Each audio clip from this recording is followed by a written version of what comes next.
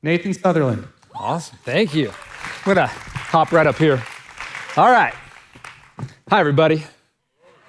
My name is Nathan Sutherland with Gospel Tech. I'm excited to be able to speak with you tonight. I do need to do a quick check. You should have a handout. Yes, it's like a little fill in the blank. Look at you all, that's fabulous. I was notified there were writing utensils in the chair in front of you, or at least near one. Yes, this is like a little Men in Black experiment. I get to watch the ongoing real-time IQ test as you try to figure out how to write on that piece of paper with no table. It's cool. I'm waiting for someone to come grab this, by the way. That is the right answer. So do have that. It will help you recall this information. It will come a little bit fast tonight. I know 90 minutes sounds like an eternity, but I promise it's the short version. And I'll be speaking fast. So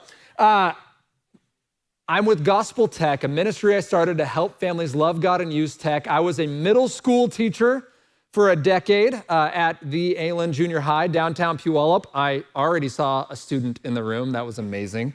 That makes me so happy. You made it. Congratulations. My time in middle school teaching made me very passionate about seeing young people reach their full potential, and that's the first reason why I'm here. Is yes, I'm speaking to all of you adults, but my passion is to see young people love God and use tech. That's my number one goal, and by reaching you, I can reach more of them. The second reason I'm here tonight is because, well, I've got some humans of my own, and I'm living this in real time. I'm not here because I have all the answers. I'm here because I'm passionate about this, and I've done some research, and I've experienced a bit of it through middle school, where I saw a need for this conversation, and then raising my own humans. So as I learn stuff, I share it with you. That's what that paper is all about. That's Owen on the left, Henry on the right, and Hadley in the middle. They are unique, they are energetic, and they are a lot. But I also need you to know that they are also real. So while they can pose with mom and dad, that also happened. I don't know when that happened. I wasn't there for that photo, and apparently Hadley was just left in the bushes. So we are doing this with real kids in real life experience, and it's a lot of fun. And if I have a chance to talk more about them, I will, because they're a hoot. Tonight, my goal is really to empower you to do three things. The first is to talk about technology. I want you to feel empowered to know how to say the words. You have the passion, you care about the people. How do we talk about it? It's the first thing we're gonna do. The second is, how do we communicate the gospel? How do we talk about this idea that God saves sinners, and how does that apply to technology, which is our third thing. I want to empower you to connect the hope of the gospel to our everyday tech lives. Tonight, we're doing that in a conversation about three very specific topics. We're going to talk about smartphones right out of the gates. Then we're going to talk about video games. And then we're going to talk about pornography. Yes, I said it, from the place where the gospel is preached on a weekly basis, and the ceiling did not cave in. God actually wants us to talk about this because it's a lie. And what we do with lies is expose them to the truth. So we're going to talk about pornography. We're going to deal with it from a hope focus. I'm not just going to say, so don't do it, and move on. We got that idea. We're actually going to get some tools with how to raise our kids in a tech world that involves that word as well. So that's kind of our big picture for our conversation together. Please know that as this conversation unrolls, two things are going to be expected of you. First, question and answer. I'm going to say Nate may have overpromised that. I'm not sure I'll be able to answer all of your questions. I will respond to them, though. I will do my best, and if I really don't have any idea and you perfectly stump me, cool. That gives me an opportunity to go do more research, because that's literally my day job. But we'll do that, so write down your questions as you've got them. Write a note in your phone, do whatever, that's great. Second is, I'm going to give you some time to pair share. We'll finish one of those three sections, and I will literally ask you to turn to a neighbor, and I'm gonna give you 2-3 minutes to talk out a question or two that I'll put on the board. Because I slipped right into middle school teaching. I did this 2 talks ago. I literally asked for eyes up at the end of it. So if I do anything weird where I'm starting to discipline you as a middle school teacher, please forgive me. I walked over and I was like, eyes up. And I was like, it's a room of adults. I'm very sorry. It flows right out of me. So there will be this time to share, to process some of the information you've got, and hopefully stir up some questions so we can get them addressed here before I send you back into that real world of life. So that's kind of our overview for tonight. I want to start with a little bit of the why are we here? Why am I specifically the one up here talking to you about it? It's not just because I like the words. It starts with the little Mario Brothers. When I was 8, my dad brought home a Nintendo Entertainment System. I am the middle of 5 children. I have 2 older sisters, 2 younger sisters, and we all thought this was awesome. We put in a single cartridge. We played Mario and Duck Hunt on the same cartridge, and it was amazing. Something in my brain clicked, and I knew that this was good. We played Mario Brothers together. They're both the exact same character, but I was always a fan of Luigi. We played Duck Hunt. Pro tip, by the way, second player controller moves the ducks. Yeah, I bet you didn't know that. You can drive someone to an early grave with that trick. Okay, so use it sparingly. That dog will mock them into oblivion. But that was something that I just realized, like, this is something I like. And I played through elementary school and then into middle school and then into high school. And I just assumed, like every other adult, that I would grow out of it. People just assumed, like, yeah, he likes games, but he'll get normal. This was before being a nerd was a cool thing. That was before one labeled themselves as a gamer. Gamer was not a moniker you took for yourself. Gamer was given to someone on the playground when they were trying to tell everyone else that this individual will die alone. And so we did not claim that. We actually hid it. You didn't talk about your video games in public. You might make some joke about like Mega Man or Zelda or something. And if someone laughs, you're like, all right, secret best friends. But we don't talk about it around these normal people. Yeah, we like football and stuff too. It's awesome. We love it out here. What else would we do with our lives? Well, assuming that we would grow out of it, I went on to college and then adulthood. And it turns out you don't just burn out on video games. You know the average age of a gamer right now in the United States? Great guess. Lovely, wonderful. Yeah, average age right now is 33. You were all very close. 255 million gamers in the United States. That's 2/3 of our population. And yes, Mom's Candy Crush at soccer practice counts. It's a multi-billion-dollar franchise. You are a gamer. Welcome to the club. We game, and unfortunately for me, the people that loved video games became game designers and just made more awesome games. Right? No 8-year-old has ever asked for an Xbox One X. That was someone with 25 years of entertainment scar tissue. I played the NES, and then it wasn't cool enough, so I played the Super Nintendo, so I played the 64, so I played a PlayStation, so I played an Xbox, right? And on until VR. Because at this point, if my head doesn't smoke when I play this game, like if it's not being beamed directly into my retinas, I don't feel anything. I need it to be amazing and pumped directly into my brain. And what I found was one morning at 2 a.m., I had a master's degree in education, a wife, a house, a career as a middle school teacher, and I pushed myself back from a table, and I had promised myself this particular night that I would be done playing video games at midnight. My wife is part cat. She went to bed at 9. I never gamed when my wife was awake because I wanted to stay married. And side note, not related to the rest of this conversation, but if you have a behavior you're hiding from your spouse, there's a really good chance it's not healthy. That one's free. So it was 2 a.m., well past my goal. The problem was I was playing an online game. I had a team. They were really terrible. We kept dying, and I was like, just one more time. I got it this time. It's fine. It's gonna be all right. 2 a.m., push back. I'm like, oh, rats. I have to be up for church in 4 hours. I have to play it cool to pretend like I'm not super dead dog tired. Got into bed, prayed a quick prayer. Dear Lord, please help my video games not be a problem. Please help me be a great husband, a great son of yours, and a great teacher. Amen. Passed out. Woke up 4 hours later. Smiley face on. Went to church. Pastor says, today we're not doing our study of John. We're going to talk about addiction. See, you guys are quick. You picked up on it because I was so tired, I didn't really hear it. Until halfway through that conversation, my initial response actually was, someone here probably needs that. It was one of those. Halfway through, he said, if you're asking for God to help you manage your sin, you're praying the wrong prayer. God doesn't manage sin, he kills it. And I had one of those flashback moments where my own voice from 5 hours before was like, dear God, please help me not have a problem with gaming. And I was like, oh no. I couldn't claim ignorance anymore. It was one of those moments where like, all I have now is a yay or nay. I either trust God on this, acknowledging that I have an issue with my hope, or I don't, and that's not a great option either. So May 15th, 2011 was the last day I played a video game. That is not the point of tonight's conversation, I promise. Because 3 weeks later, I was digging a hole in my backyard, only semi-morbidly. I was having a conversation with God, and I was like, God, this is my thing. I'm a middle school teacher. Gaming is what I do. We have a summer break and no kids. What do you want from me?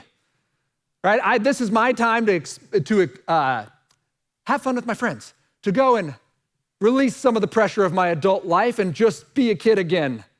And now I don't get to. So my life now consists of wake up, go to work, come back home, do more work, go to bed, rinse and repeat, and then I die. That doesn't sound super exciting. This is unfair. I put God on a little bit of trial here. I said, why is this the case?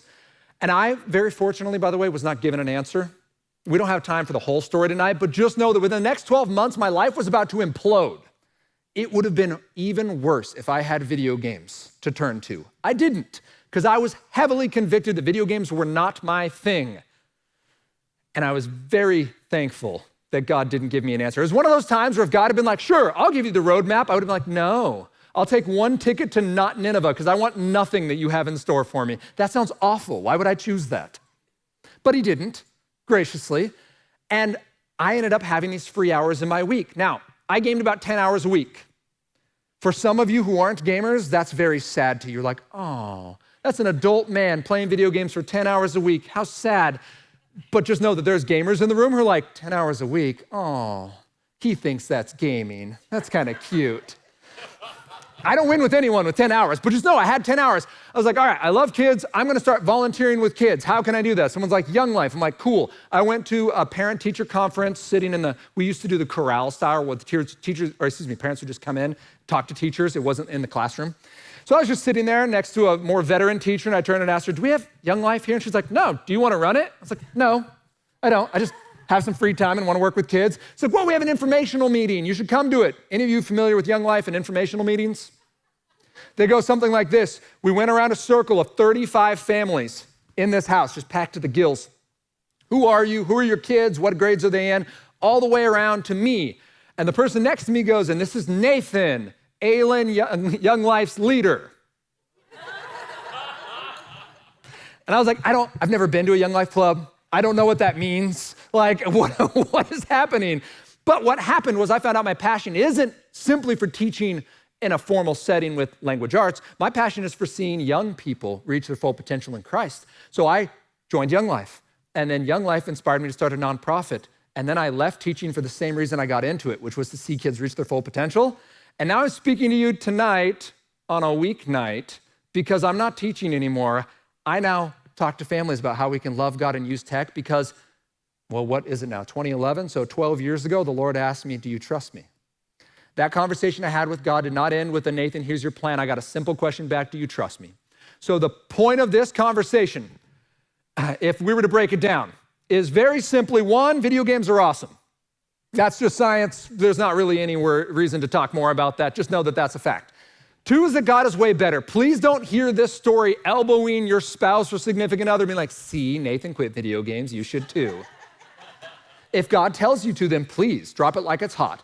But if he doesn't, just know that God is way better. Do not pity me because there's that whole parable about the guy who buys the field, sells everything he owns, buys the field with the treasure in it. We misunderstand that parable sometimes. We're like, oh, what a great guy. He gave up everything. That's not the point of the parable. The point of the parable is he gave up nothing. He sold his used clothes and his used house and his used donkey and bought a huge castle and brand new stuff. He bought a field full of treasure and he sold his trash for it. That's what I did. I gave up something that was clearly a compulsion, very possibly an addiction, was going to destroy my life, ministry, and marriage, and I gained life, hope, and the opportunity to serve others. So don't pity me. Video games are still awesome, I can't argue that, but I don't play them anymore. And that's an important part of this conversation because at the end of the day, what we need to understand is whatever we need to do with our technology, we can trust God. We can trust that he has our best interests, even down to the minutia of what am I gonna do with my spring break, Jesus? He's like, you're gonna have joy and hope, and a little bit more free time because you're not gonna go on a 14-hour bender, Nathan. Yes, I know 10 hours was my average, but you didn't ask me about breaks. Well, we'll leave that for another day. All right, which brings us to the first of our three. That's why I'm here, that's why I talk about technology. It's what the Lord's done in my life. Let's talk smartphones. I get this a lot. Should my child have a smartphone? What age should they have a smartphone? Which smartphone should I give them? We'll address those. But first, let's talk about just the smartphone itself, and I'm gonna start with 5 cautions. 5 reasons to be cautious around a smartphone. Number 1, it's not a phone. It's an app delivery system. Very few people under the age of 25 use their phones to make phone calls on a regular basis. They use them to field text messages from their parents and use apps. That's important to know because there's two kinds of apps. You have tool tech and you have drool tech. This is true actually of all of our technology. You have tech that helps you create. This is tool tech. It operates at the pace of real life, and you're the one driving the narrative. It's basically, if you wanted to dig a hole, you'd pick a shovel. If you want to design something in 3D, you'd pick AutoCAD. It is a tool. It only does what you tell it to do, and it has no hooks to keep you longer than you wanted to stay. Compare that to drool tech. Drool tech is designed to take your time, your focus, and your money. That's really important because 90% of the apps you use are drool tech. That's just, they're really good for that. Doesn't make them bad, but it means if you're gonna have a fight about technology, if you're gonna have an unhealthy technological behavior, it's going to probably be drool tech. Some of us misuse our email.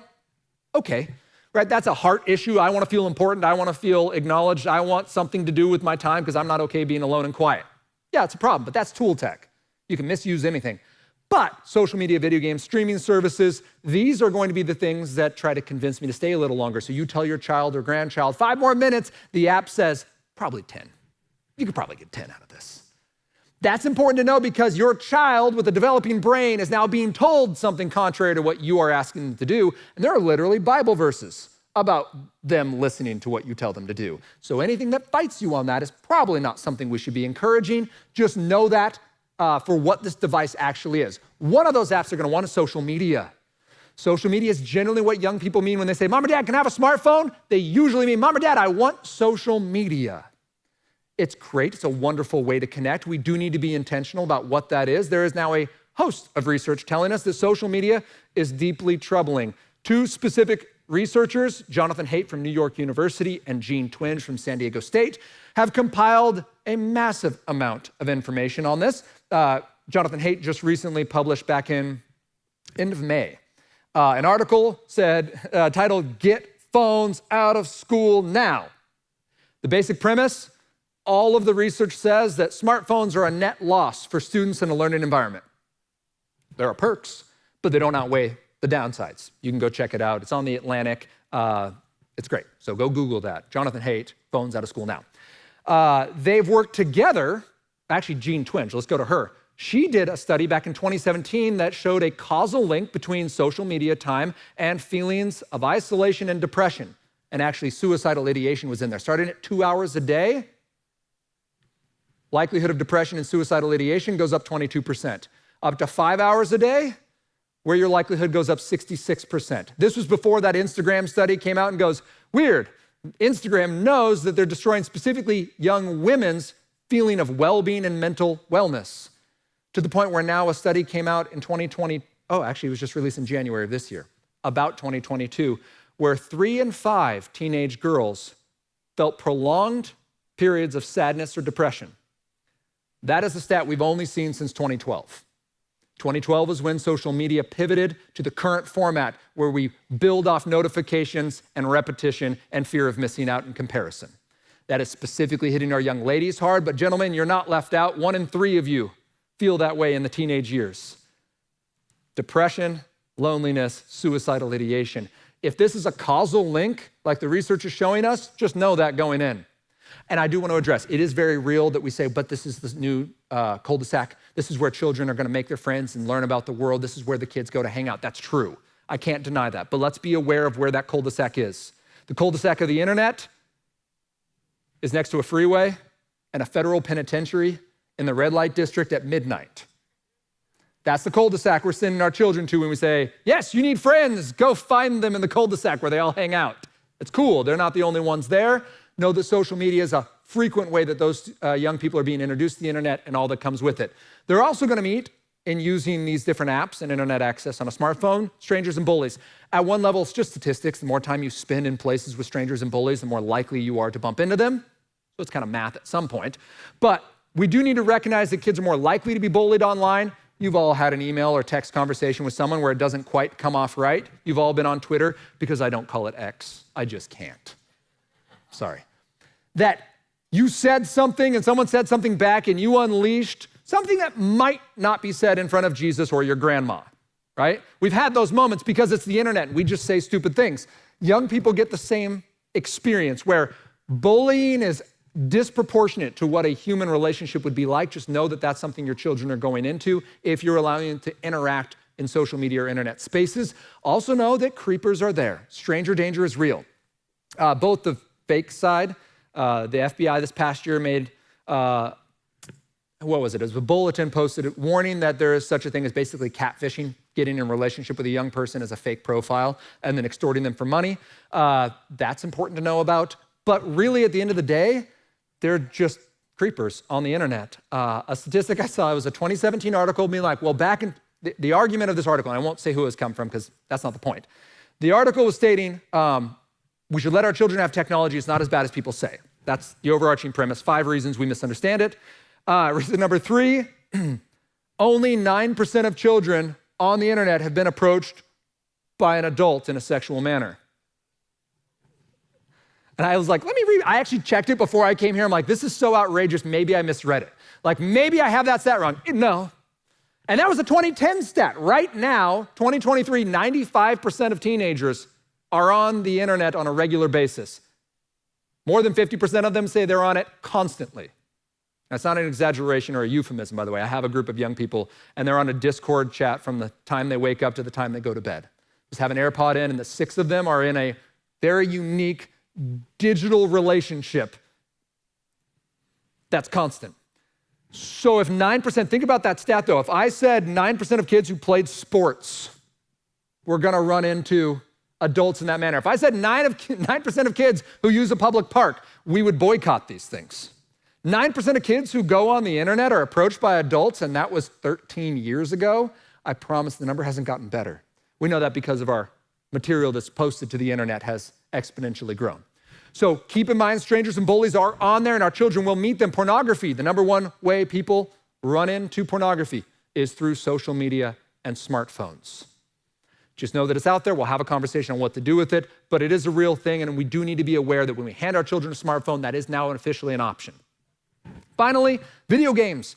Please know that your smartphone is a full-blown gaming device. And that's as literal as I can make it. Your child can play Fortnite cross-platform with someone who's playing on an Xbox. There's no difference. It's the exact same game. They're competing in the exact same arena. So this is no longer you and me playing Centipede or uploading Doom to our TI-83.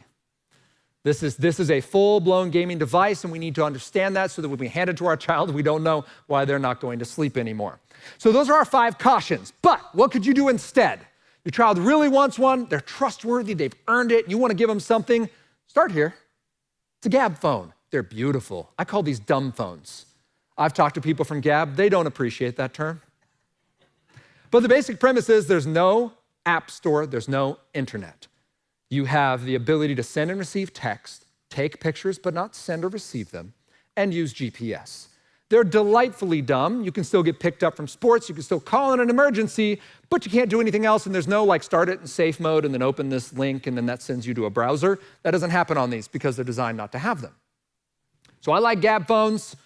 If that's your thing, that's a wonderful start for when your child is entering that age of independence and showing trustworthiness. If you enter Gospel Tech at checkout, there's a discount on that. We've partnered with them simply for the idea that I love that resource, and it's a great starter. They also have a really cool watch if you want to start a little bit lower tech. The Wise Phone 2 is phenomenal. It's by Techlist down there at the bottom. A really cool resource. This is for more your hipster adults. If you want to go with like that graphite screen thing, and the Wise Phone 2 right now is on pre-order. I believe it comes out this winter. So you can jump on that, check it out. I want to say it's $300 for the new device and then a monthly plan on that. This is a really cool way to simply use your calculator, have a GPS, have the ability to be present. You can still take your pictures if you want them, but you're not going to be constantly drawn back. You can't get your email on this thing. The third and final option is my favorite for someone who has earned the opportunity to begin to enter that cul-de-sac of the internet. The Bark phone. Bark is an awesome group who does accountability without intrusion. You're not being a digital police officer, because if you feel like you have to watch your child's every move on the internet, they shouldn't be on the internet. The internet is someplace you go when you've earned the trust, you've been faithful in little things, and now you're going to be able to extend your faithfulness to this wider audience with more freedom. The Bark phone is what's going to get you there, because you're sending a digital dog with your child into that digital cul-de-sac. So now your child goes out there, and when something goes wrong, either by them or to them, you are going to be the first one to now get that technological win, because the main premise of raising your child up in the way they should go, to Proverbs 22:6, our children, isn't to have good enough rules so they can never make a mistake. The point isn't build high enough walls so the world can never get to them. If good enough rules were the solution, we wouldn't need a New Testament. We have all the perfect rules. We just have no power to follow them. So the Bark phone allows you to say, child of mine, I love you. You've earned this opportunity. And what I want for you is the opportunity to be safe out there and not go by yourself. Gospel Tech 10, that popped up at the end, is another checkout code to get a partnership discount with them. These are some of the things Bark does.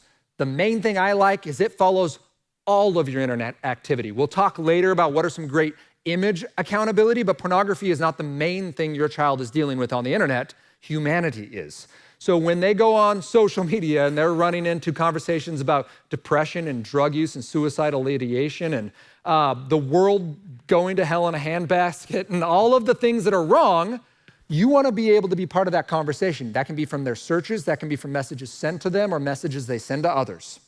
You're going to get a notification, there's 6 levels of severity, and then it gives you your talking point. You're going to go ask your child about, this message was Steve. Steve said your 12-year-old daughter is attractive. Your first question might be, hey honey, how old is Steve?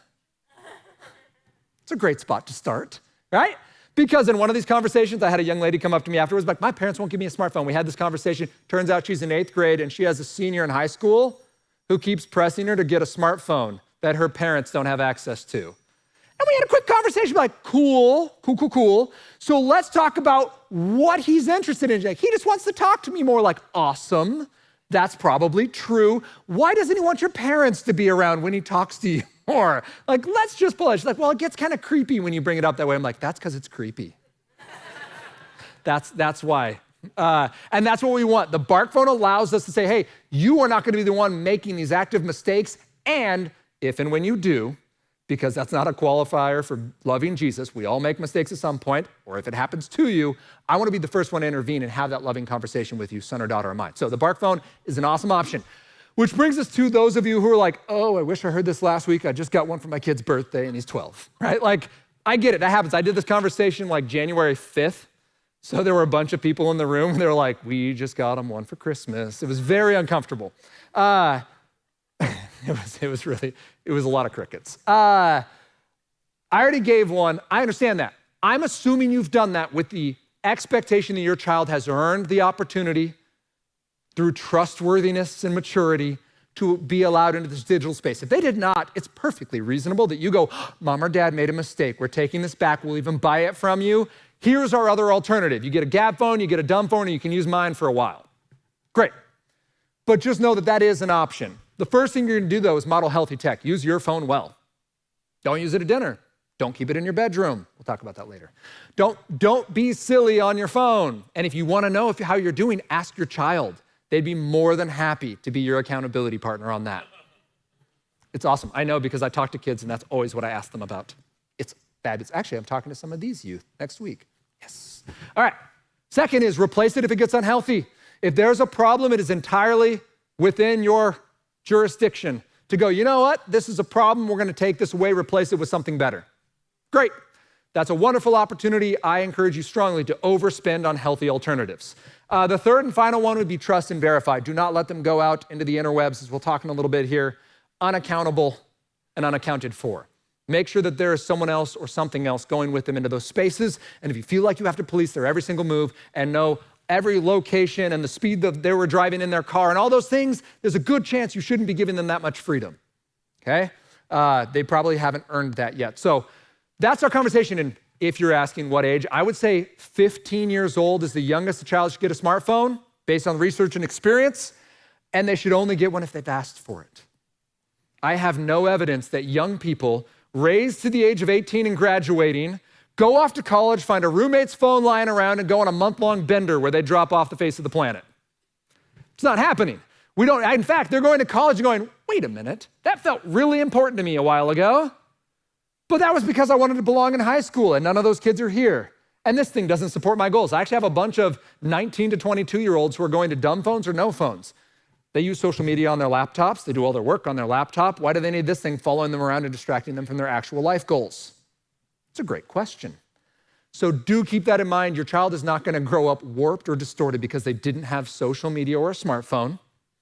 But if they're asking, 15 is about the spot where you can start to build in some of those practices, have those conversations, have a long enough runway that by the time they leave, they're not in the middle of recovering from some massive mistake and you're having to call them up at college and be like, hey, I was just checking in on your bark this last week. That's not going to go well with your 18 or 19-year-old child. So get that practice in. If that is the plan, absolutely. Get that accountability on there. We'll talk about it in a little bit here, but just know that those are our options. If you already gave one, there's still hope. You're not ruining your child. And if you see that it's unhealthy, feel free. You are absolutely within your rights to pull that back and lovingly give your child the space they need to be well.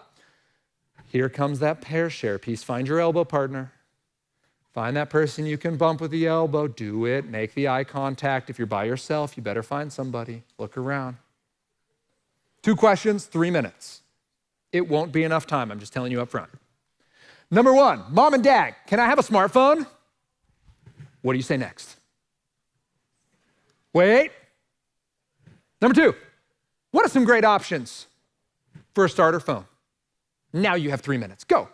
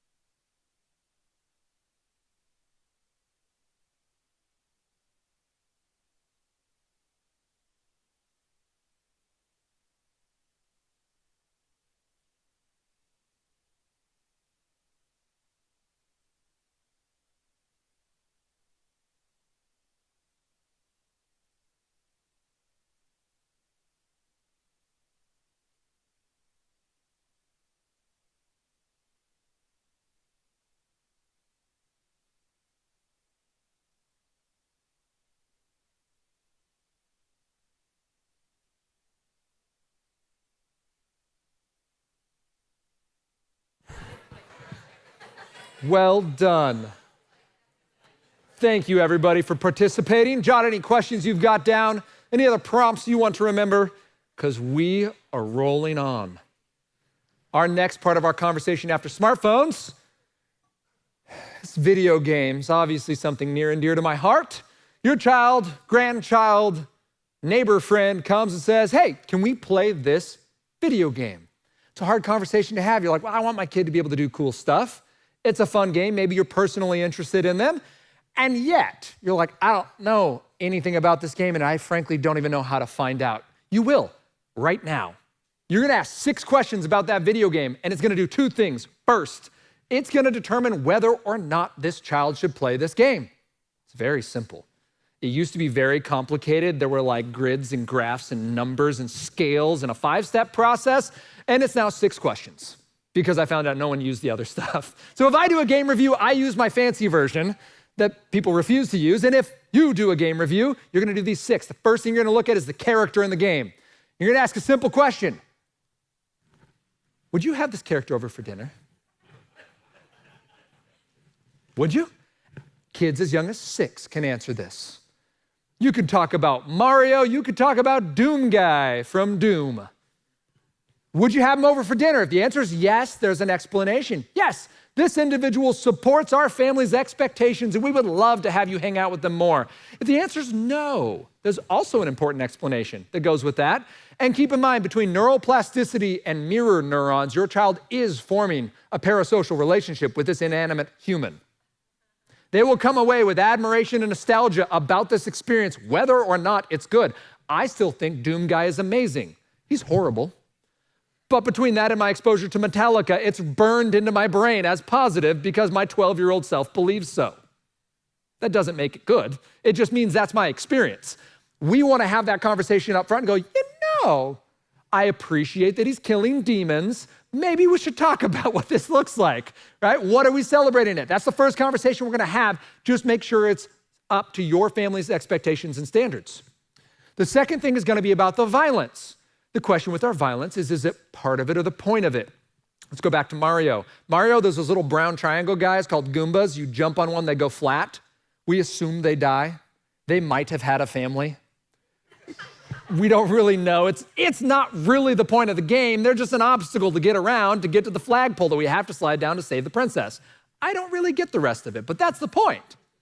Whereas you might play a game like Mortal Kombat, where the entire premise of the game is to get to the part where it goes, finish him. And then you get to do this fatality. And if you don't know what I'm talking about, take your Google search off safe mode tonight. Google Mortal Kombat fatality and lose a solid 6 hours of sleep. Because you will witness some things that took a very twisted mind to come up with, and they are done in 4K. It's impressive. Horrifying, but impressive. You'll want to talk about that.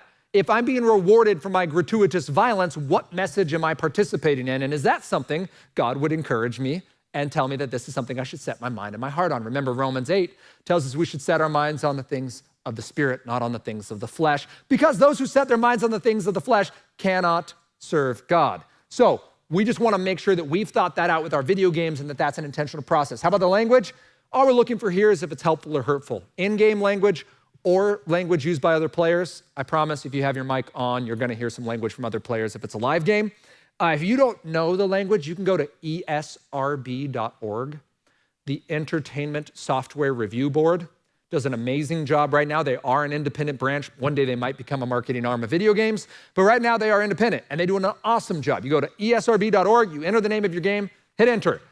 The one annoying part is they'll bring up like, you'll type in Halo, and it's like Halo for PC, Halo for Xbox, Halo for Xbox One. Like all of the different versions of Halo pop up. You're like, are they really different? Like, did you have to give me 6 different versions for the exact same game? Just click on one of them and it will tell you the plot, the weapons used, the general premise of the game, all the language that is used. It'll like use asterisked out versions of the swear words so that you can see that very quickly and easily without having to guess on what your child will be exposed to. So esrb.org is a great option. For the language part, again, we want the words of our mouth to reflect what's happening in our hearts. And when it's not, since fresh and salt water can't flow from the same spring, we want to address that hard issue. We may have some repentance on our hands. And video game characters, I found, have a hard time repenting. Playtime. This used to be more complicated. All I want to know is, can the game be beaten? That's it. Does it have an end? Can you walk away from this game? If so, great, enjoy it. If not, then there will probably be a conversation. You can still play the game. Just know that the game might have more hooks than your child can handle. Let's go through some very specific examples. Probably the granddaddy of them all. If you're not familiar with World of Warcraft, it's a massive multiplayer online role-playing game, MMORPG. It just rolls right off the tongue. And it is a game that has something like 1 billion hours invested every month in it. It's a big old game, and it has lots and lots of players who spend lots and lots of time on it. They pay a monthly fee, There's a certain amount of investment in the community. There can be very positive experiences, but it cannot be beaten. Your 12-year-old walks into this game, they may not walk out the same. Just know that going in. If your family loves it and you've got safety measures in place, awesome, go for it. These are tricky because these kind of arena games play so fast. You play Fortnite, it's 10, 15 minutes. You play Overwatch, such a short amount of time, but here's the trick. It's a live action first-person shooter. You're playing against other players. So if I lose, what's the only way to not lose next time? Yeah, I need practice. I have to get better so that I can play longer, so that I can get those gaming chops and get good. Well, I only can do that with more time. So sure, the game only takes 10 minutes, but I have to play it 10 minutes repeatedly. This is a black hole of gaming. Your child will get mad at you when you cut them off in the middle. He's like, dinner's ready. Hold on, Mom. By the way, they will get penalized from playing an online game and quitting in the middle of it. There's ranking systems, there's points, people are counting on them. If you let them start that game, they need to be able to finish it. That has to be part of the agreement, or you need a child who's made of adamant and doesn't care about competition or friends. And that doesn't seem like a fair thing to put a kid in a competitive environment. So just know they can't pause it and they can't walk away without a pretty significant penalty, which is the whole reason they're playing in the first place. These games can be an absolute sinkhole for attention and repetition. Finally, yeah, it needed to be said. Someone needs to say it out loud, and I'm happy to be that person. Minecraft is not a game you can beat. I know there's an Ender Dragon. I'm aware of that. But the whole point is just to get the loot drops from it so you can build cooler stuff. The point isn't to beat it once and then walk away. There's a reason Microsoft paid $4 billion for this game and hasn't lost money on it. It is a fun game. I know the comparison to Legos is tempting. Just know that it's not Legos. It's like Legos if Legos came with a bag of crack. Okay, I say that tongue in cheek, but do know, this is one of the games that Dr. Dimitri, oh my goodness, he's from the Seattle Children's, Christakis, whoa, the brain, the words escape me. Dr. Dimitri Christakis from Seattle Children's Research Institute said it's the most addictive game he's seen. That's a guy who works full-time on children, specifically with their attention and technology. And he says this one's the worst. Why? We don't have a clear answer, but it has something to do with the fact that it doesn't have an end and it's absolute unlimited creativity with no boundaries or expectations. If you have creativity with no investment, then flow doesn't count anymore because it's type 1 fun. You're being scintillated into investing more. It's effectively just a slot machine. We don't celebrate people who can spend 12 hours in front of one of those. So if your child wants to be an engineer, get them AutoCAD, teach them Python, get them Scratch. Teach them how to do the engineering stuff. This is fun, but please don't think you're preparing them for real life because this isn't the type 2 fun that real life involves, of doing the hard work of creating. Are there safe ways to do it? Sure. Can you have a private server run by your dad and made sure that only nice things happen in a very specific amount of time? Absolutely, that's awesome. But now you've had the conversation and that was all I was saying. When it comes to time, make sure the game can be beaten, that you've talked about it. And if it can't be, make sure you have a plan in place. Minecraft can be sticky. A lot of young people really struggle to put it down and fall asleep afterwards. I will say also, for the Lego piece, just get them Legos. I actually dare you, give your child a box of Legos and then give them this and see what happens. I have never, ever seen a child get overstimulated playing Legos. Give them a box of Legos, 45 minutes, they're in a corner just, right, passed out. Sawing logs. You give a kid Minecraft, 3 hours later, they're like, my hands won't stop twitching, right? It's so overstimulating for them. It is a different experience for the player and the one engaged in it. Just keep that in mind. Themes, do they match biblical messages? Games are a full-blown media at this point. They're just like movies were 30 years ago. Top-notch games have top-notch storylines that always come with a message. And this is in all games. They can seem like the most trivial first-person shooter, but there's something being conveyed about survival, about friendship, about heroics, about what is good and bad. You want to make sure that those messages line up with Philippians 4:8, which says, whatever is true, whatever is honorable, whatever is just, whatever is pure, whatever is lovely. We could just stop right there. Child goes, hey, can I play this game? Like, cool. Is it true, noble, honorable, lovely? If yes, awesome. If no, let's talk about if this is worth engaging. Parents, do we engage difficult topics sometimes? Sure. Sometimes is it just rough and nasty and stuff we wish we didn't have to know about? Yeah. But in doing that, we're doing something pure, honorable, just, and lovely. We're engaging a hard conversation on purpose. You can do that. But sometimes we make excuses like everyone's doing it and it won a bunch of awards, and maybe we need to be held accountable to this as well. The final piece is game experience, and all I'll ask you is between the microtransactions and the gaming culture that they're a part of and what it brings out of them and draws them to, does it make your child more present? And I would actually phrase it like this: does it make your child look more like Jesus? When your child plays this game, do they have more love and joy and peace and patience and kindness and goodness and gentleness and self-control? If they go and play a game and come away with that, awesome, please let them play that game. That child is playing a game from hope. They like their life, they love Jesus, they know they have a purpose, they enter games to have fun, they walk away, still enjoying real life. But then there are people like me, and we game for hope. I don't like my life and I need to get out of it. And look, this thing requires nothing of me and promises to make me awesome. I can fly and wield a hammer bigger than my face. I want that. Just keep in mind that when you come away, does your child more alive, or is this the only thing that gets them back up to that level? We can give a game grade from this. If you were 6 out of 6, all thumbs up, yes, every single one of these matches my family, please play it.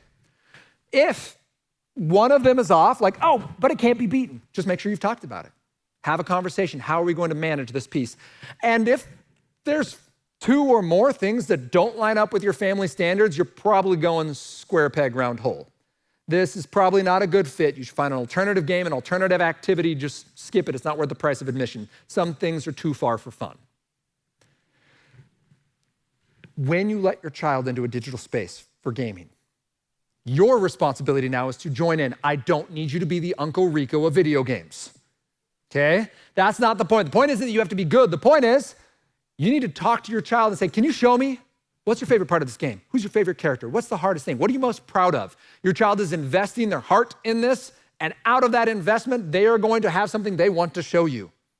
So jump in. You let them be there. You said this game was good. Join them in that space. Like Jesus putting on flesh and coming down to earth and being humble enough to enter our space, you get to enter your child's space without the judgment that comes from you not being into it. You let them play it. If there's a problem with the game, remove and replace. If there's not a problem with the game and your child has earned this opportunity, then go there and ask him, can you show me? Then ask him, can you teach me? Yes, take the controller. Try to learn a level. Try to beat a boss. Try that one ability.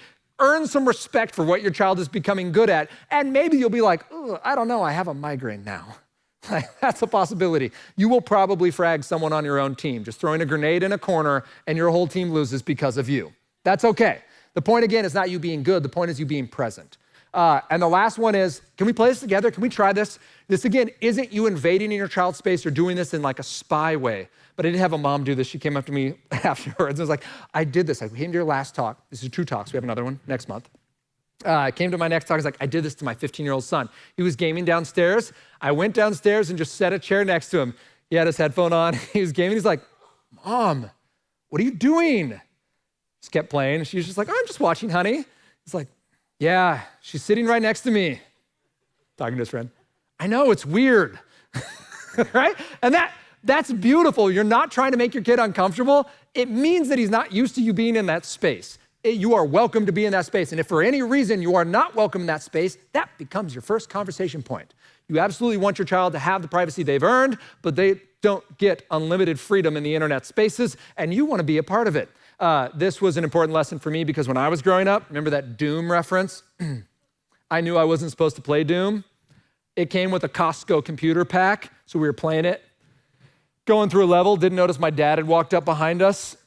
He watched for about 3 minutes, didn't say anything, hit the eject button, took out the CD, snapped it in half, dropped it in the waste bin and walked out. We, by the way, have never spoken about that moment. It's never had to come up. I had no questions. He had nothing else to say. That was it. That was the entire thing. So it is valuable for you to be there. You're not there to just give your consent. You're there to be a part of the process and make sure that you are having the meaningful discussions about what is happening. So your questions. Again, I said mom and dad. It could be a friend, I guess. It could be grandma and grandpa. It could be aunt or uncle. The point here is a caring adult. That was weird to write in a sentence. Can I play this game? What are you going to say? in that response or in a hypothetical situation, or if you were to retroactively go back and answer this question? And finally, how are you gonna engage? Are you gonna ask them to show you, teach, or to play with you? You've got 3 minutes, go.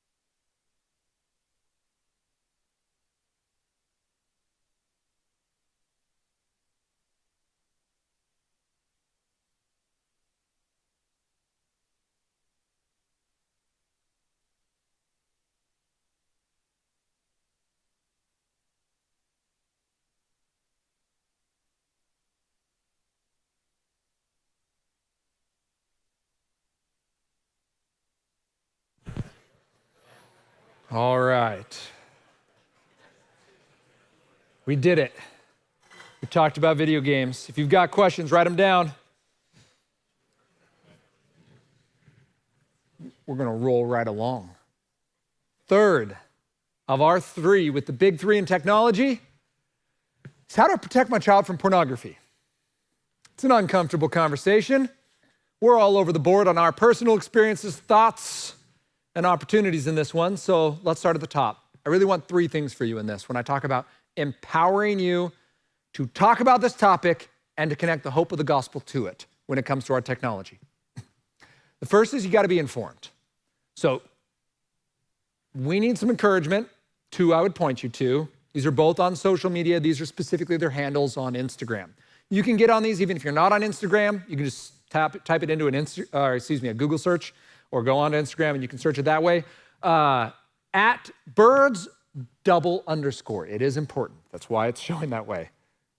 Bees, it's a mom-grandma combo. They do a great job sharing encouragement to parents for how do you talk about your body? How do you talk about sex without traumatizing young minds, scalding young ears, or just generally being inappropriate for the age and situation you're talking about. But we do have to talk about it. The other one is Greta Eskridge at Ma and Pa Modern. Greta does an amazing job talking both about how do we be engaged in relational in real life and analog adventures, but also in how do we talk about pornography? How do we intervene in these situations? And keep in mind, both of these resources are gonna be, talking more about how can we be porn resilient, not porn proof. I agree with them both. I don't think porn proof is any longer what we can expect. The average age, according to Sam Black, who's with Covenant Eyes, just did a podcast interview with him this past week. It actually dropped yesterday. Oh, look at that. So, podcast interview with Sam Black. He said average age based on research is between ages 8 and 11 when a kid sees pornography for the first time. And it is not what many of us experience with our first. Mine was on paper. That makes it look like a JCPenney's catalog based on what people are running into now. Please just know that. I'm not kidding, unfortunately. What I saw no longer counts as pornography. So we need to be encouraged in it because it can be intimidating and overwhelming, and that is not the point of this conversation, is to scare you. The point is, recognize the reality of it and talk to people who are pros in the field. Those two are great. Then, I would encourage you to do some research. Fight the New Drug is an awesome organization. They have lots of research on what does it do to society? What does it do to your brain? What does it do to relationships, marriages, just general well-being? We got the general sense that it's not helpful, but we don't really know that. They do. They have awesome resources. If you're someone with a history of struggle with pornography in your life, don't go there by yourself. It's not going to benefit you. There will be plenty of triggers on there and lots of very real data that will bring up stuff from your past. Go on there with a buddy, with a friend, with an accountability partner if you want to read those things, or have someone cull through it for you and give you the good stuff. But just know, as far as the research, that's the group kind of at the front. They're not a religious organization. They're simply trying to make it known that this is bad for everybody. Finally, do some reading. If I had to pick one book for you, The Brain That Changes Itself by Dr. Norman Doidge, I would actually encourage you to skip the section on pornography because it's deeply traumatic. But read all the rest of it because it basically walks you through what neuroplasticity is and why it matters. Well, for all of our time in psychology, behavioralism has basically run the roost, meaning you're a computer, you can't change what you do because you're simply following the code that was embedded in you by your DNA. We now know that that's not true. Your behavior can actually change your epigenetic tags even. So you have the same coding, but it acts different based on your choices. That's really important from everything from OCD to pornography. And this book is an awesome spot to start that's both accessible and research-based. So if you need some footing because you just don't feel qualified to talk about it, start here. You are qualified. It doesn't matter what your history with it is, and you don't frankly have to address that right now. Your job is to speak truth into the young lives you have, not to be a perfect person. If we only let perfect people raise children, we would have some issues. The point here is we are going to be dealing with our own humble walk before the Lord, and our conversation with our kids is going to be age appropriate in accordance with that. You will bring it up at some point because you're going to be publicly repenting. And in a repentant life, we're going to acknowledge how God has won victory. But we're not going to bring it up to maybe our 6-year-old right away. Second thing, if you need some more resources, these are all, you can just write down the episode numbers, Gospel Tech Podcast. You can find it anywhere there are podcasts, Spotify, Apple iTunes, the general Google search. 191 and 182 were both the Sam Black from Covenant Eyes conversations. First one's big picture. He wrote a book called The Healing Church. How do we deal with, in a Christian environment, struggles with pornography in people who are saved and love Jesus? And then the second conversation is specifically in 191, how do we do this with our children? And won't talking about pornography just make them curious and drive them more to this horrible, terrible thing? No, is the short answer. And he'll explain a lot more of why. But both in research and experience, we are seeing that we have to talk about it. Yes, shame is a good thing. Shame isn't. Guilt is a good thing. Because guilt drives you to repentance. That's the beauty of guilt. Shame actually doesn't. That's when the second person voice comes up and you're like, I want to do this. I'm going to do it. And then you do it. And the second person voice shows up and like, you're an idiot. You always mess up. You'll never be good enough. If people knew what you did, no one would love you. That's the accuser speaking. That's no longer helpful because what can you do about being an idiot? There's no action point on that, right? You're just like, yeah, well, I guess I should just YOLO, kind of damaged goods at this point. And that's not biblical, it's not true, and that's not the voice of Jesus speaking. So these will give you some more words and resources to talk about. Greta Eskridge is 112 if you want to hear her recorded and in person. That would be Greta. Second thing you need to do is talk it out. You need to be able to answer the question, what is pornography? I mean, we're going to talk about it, so we can no longer rely on the old, I know it when I see it statement. We need a definition. I really like the book, Good Pictures, Bad Pictures. You can get it on Amazon. It's about $15. There's a junior version. You can start this conversation with kids as young as 5 or 6. It talks about your body's made by God. It's a good thing. There's appropriate and inappropriate things to share with people. I have to say this a lot to one of my humans because they think their body's the funniest thing. This happened last night. Out of the shower and just sprinting through the hallways, right? Like, now, it's okay. All right, yes, good for you. God made you beautiful. Now put on some clothes. That's as simple as the conversation has to be with a young child. But it does need to develop. The premise in this book, Good Picture, Bad Picture, the premise that they'll say is simply, pornography is people not wearing clothes, being unkind with their bodies. Great start. That's a fine thing to start with. Or people even say, anything you see that makes you feel uncomfortable, we're gonna call it pornography, you come tell me. Some people have had halftime shows reported to them. Some people have had things that weren't anything to do with clothing and body. It was just, they saw it, it made them uncomfortable, and they shared it. That's awesome. That's what we want our child to do, is that relational piece, recognizing that you're not just Zeus with some kind of lightning bolt, just like, oh, I dare you, try it, I'll get you. The point is, come to me because I love you, and I want to be the first person who helps you walk through this trial and hardship when it is out there. We're not accepting it, we're acknowledging it and bringing it to the light, because that's the only way we can truly kill sin.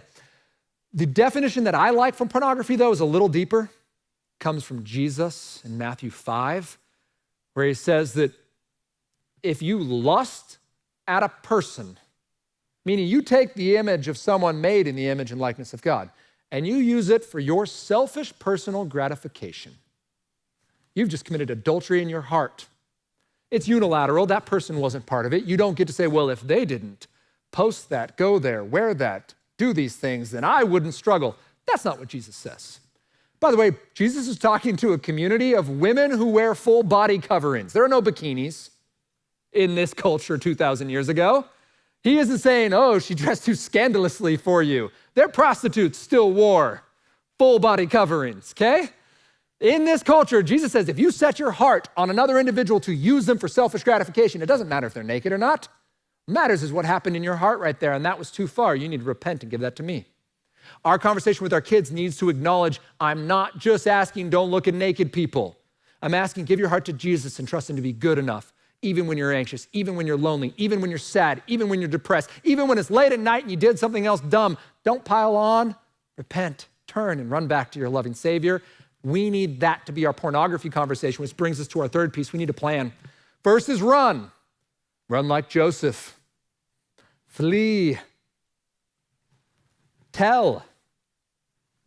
And remember. Our plan is these three. This is the basic premise of good pictures, bad pictures.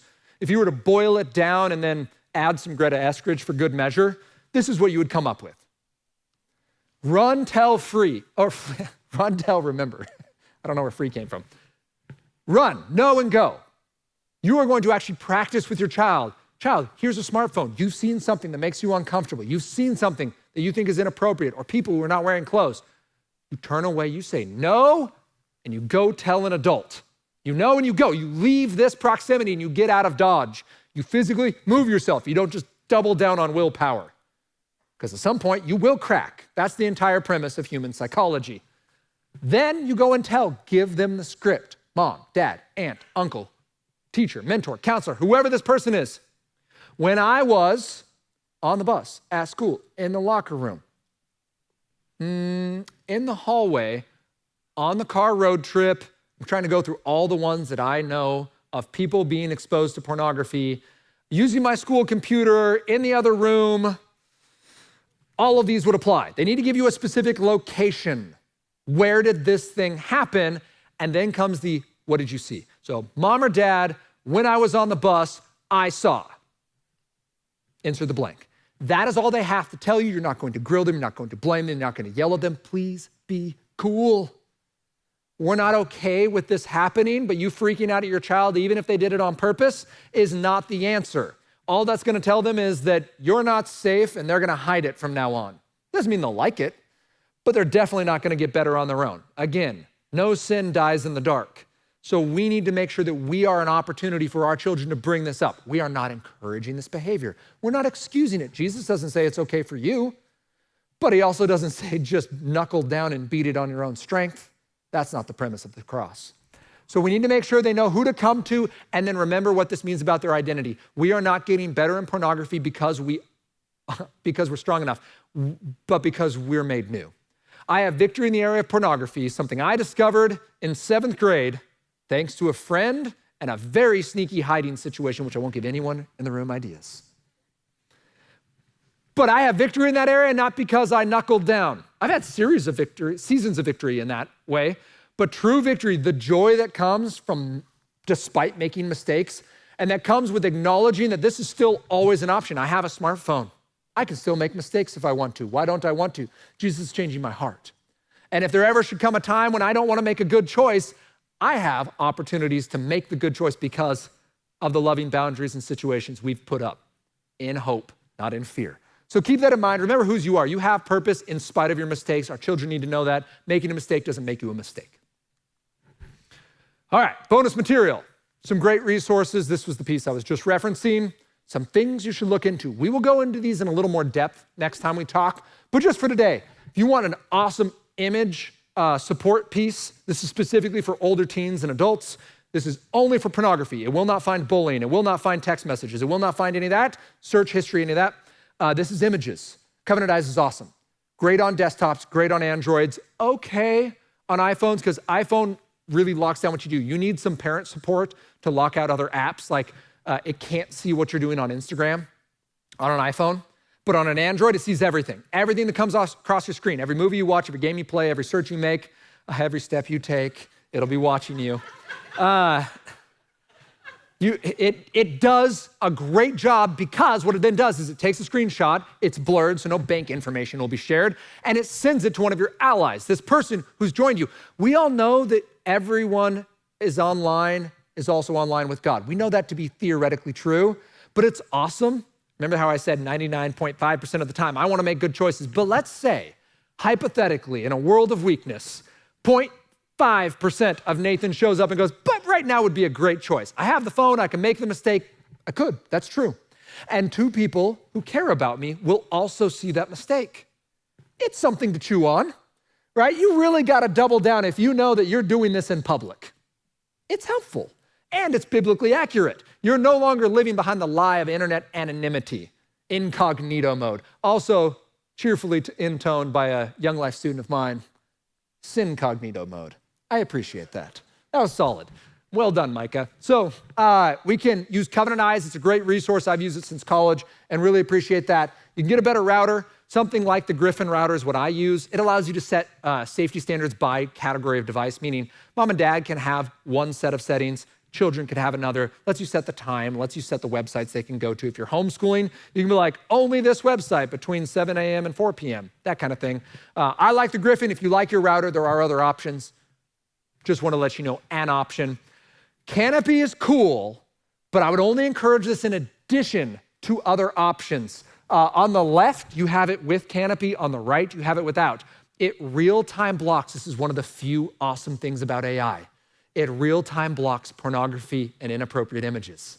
I love it. Which means you could go to a site that used to be fine and just became pornography this morning, and it doesn't have to be on any DNS server list. It doesn't have to be anywhere that anyone knows about it and have been flagged. Before it brings up the website, Canopy checks it, scans the site. If it's inappropriate, just says, nah, we're not gonna look at it. If it's mostly appropriate, just blacks out, or in this case, whites out the inappropriate stuff. I love it, especially when you have other systems in place and you're just trying to keep the internet to be as safe as possible. By the way, Apple, huge win. I wanna praise them for when they do things well. Apple just agreed that in iOS 17, they're releasing a default mode that'll blur all pornographic images. And they're releasing the code to any app designer who wants to use it, which means Instagram, TikTok, Snapchat could all have this as a default setting on their apps. Doesn't mean they will, but they could, and they don't have to do any extra programming to make it happen. Apple is just offering it. I don't know why, I don't know what happened, but God is moving, and that's incredible because that stuff does not happen. We didn't have screen time until parents freaked out. Now you have some parental controls and some accountability. This is another big step, and Canopy can even help you more. All right, ad block, use it or pay for premium on YouTube. You don't want to see the ads your children are seeing. I got ad block when I went to go watch a Dude Perfect video, and the ad that popped up was for the new Exorcist film, and this girl coughed up her heart in the first 5 seconds, and I was like, what? Like, I didn't have time to skip that ad. Like, that just happened. And I am horrified that I don't like horror movies, by the way. That didn't come because of my search history. I don't watch them. I've never actually seen one until 5 seconds of a YouTube ad. Ugh. So, ad block, skip it, or pay for premium. Either way, I'm fine with it. Good picture, bad picture, that's what the cover looks like. Kristen Jensen is the author. And now we're gonna talk it out. Here we go. What is pornography is the first thing you're gonna discuss. Second is, what will you do to be more informed? And the third, when will you talk with your child next? Maybe it's your first conversation. But pick a day in the next week to have this conversation, assuming your child is over the age of 5. That'll give you time to get the book and then start reading it. All right, I'm still only giving you 3 minutes. Go.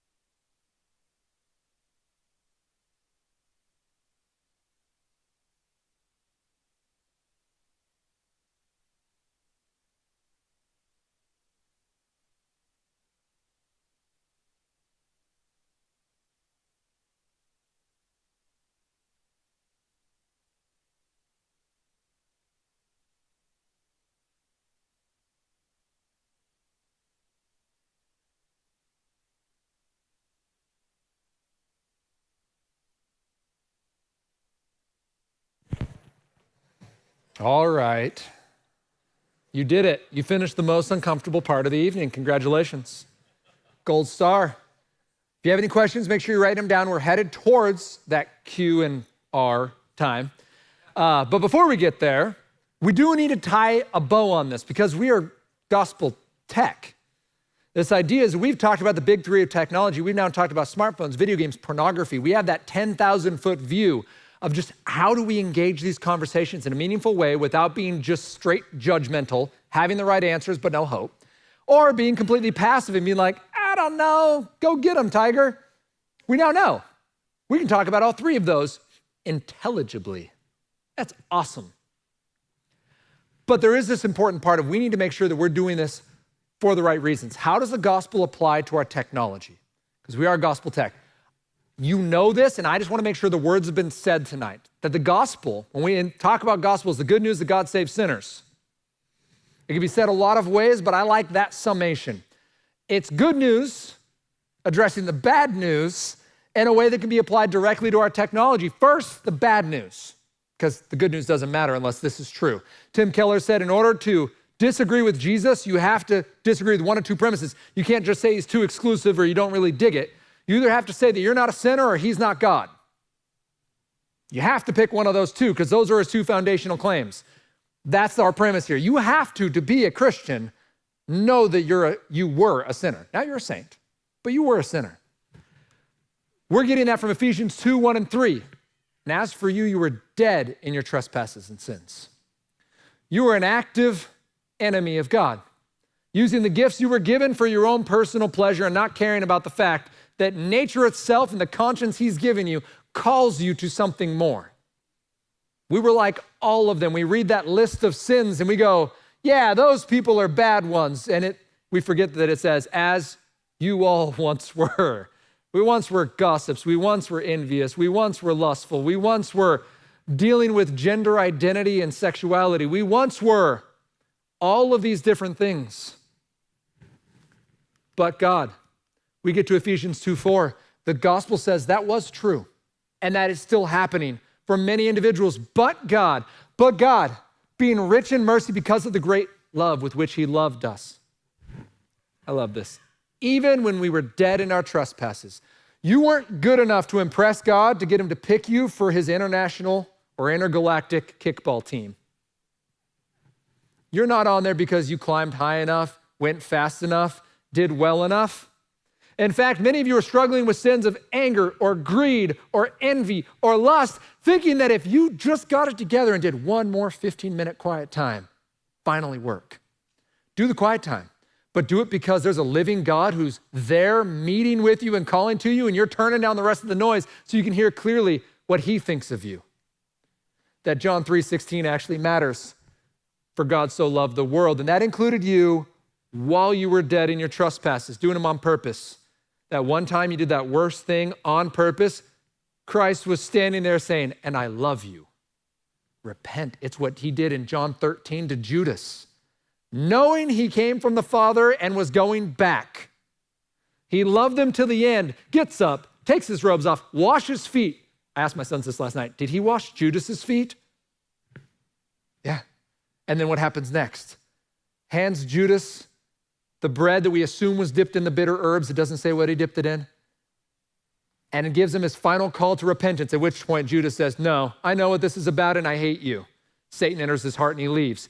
This is what we're offering with the gospel. We're not saying, be good enough so that I can love you, child. When we go to our children who make mistakes with technology, we don't go, why are you trusting in your video games to make you happy? When we do that, when we ask the why question, why would you do that? Why do you keep making the mistake? What we're saying is, why can't you be more like me? Parents, I need you to know that that's probably the problem. There are probably a lot like you. We don't need a bunch of little yous running around. We need a bunch of little Jesuses. And that is the power of the gospel when we have this conversation. Because the point of the gospel is not that we are saved from the world, but rather that we're saved for it. Ephesians 2:10 tells us that we are his workmanship, created in Christ Jesus for good works, which God prepared beforehand that we might walk in them. This idea that you are not saved by Christ so that you no longer have to deal with the world. Instead, it's so that you can deal with the world. You're now indwelled by the Holy Spirit that Christ won for you on the cross. And that makes you a new creation that bears good fruit, not because you're good enough, but because he is. And your job is to stay there and don't do anything that takes you from it. So go on social media as long as it makes you look like Jesus. Play video games as long as it makes you look like Jesus. Have a smartphone as long as it makes you look like Jesus. And if it doesn't, run really far and fast and find something different. Or cut it off and gouge it out would be the biblical manner. So the reason this matters is the gospel gives us three things. First, it gives us humility. We recognize that I'm a sinner in need of salvation, and I'm in need of grace, and I can now deal with my children appropriately. I can say, hey, son or daughter of mine, I'm not mad at you. I have hope for who you are in Christ, and this doesn't look like it. I don't like who you become when you go to that site, when you play that game, when you listen to that music, when you read that news, when you engage in those shows, when you do whatever on technology. If it's not making you more of who God's called you to be, then this isn't part of how our life is going to function. And you can lovingly have that conversation. Again, Ephesians 2:4, we've been made alive with Christ, not by our own goodness. Then there's a biblical standard for our technology. Again, we need to take this into our children and go, great. The shows we watch, the music we listen to, the games we play, the things we say and appreciate and like and follow on the interwebs needs to match that standard. It's not hypothetical. It's not a metaphor. If it's not, it has to be done intentionally. Do I read some hard things when doing this work? Sure. If my heart is reveling in that, I need to say a quick prayer and ask God to strengthen me on that. Because there are times I just want to be right for the sake of being right. Not because I want to help people, because I like winning. That's not loving. Does it mean I don't say those true things? No. It means that I have to pray into how do I do that humbly, because I'm also a sinner in need of a Savior. And finally, it lets us love from hope. 1 John 4:19, we love because he first loved us. This is the reason we're going into these spaces. It's because we have hope. We're using now tech from the hope we have in Christ, not for hope. It does need to be said. Oh, well, that didn't fit on the page, did it? Gospel equips us to raise kids who love God and use tech. And if there's a case in which that's not it, we'll talk about what that looks like really quick. But before we do, let's quickly review. One thing, how does the gospel empower us to raise healthy kids in a tech world? 2 minutes this time, go.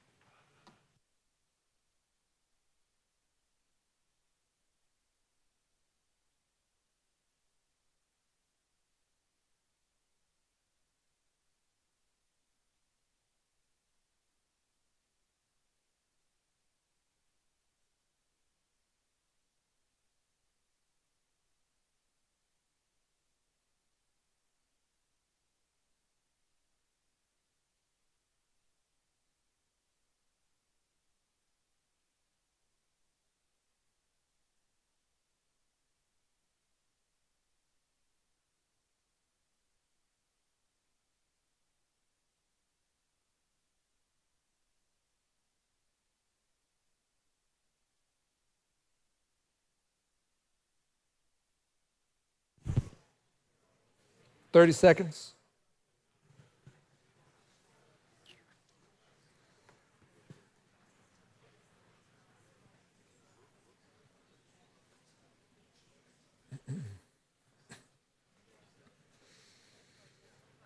All right.